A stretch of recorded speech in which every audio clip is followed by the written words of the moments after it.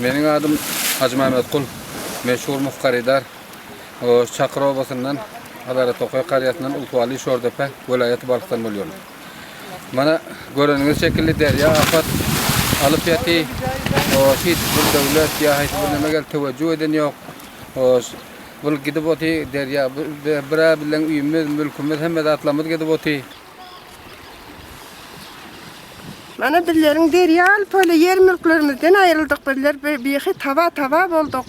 Ekinimizden ayrıldık. Indi bizlerde ne yer kaldı ne mülk kaldı. Bizler bize kıyınandık, helak bolduk.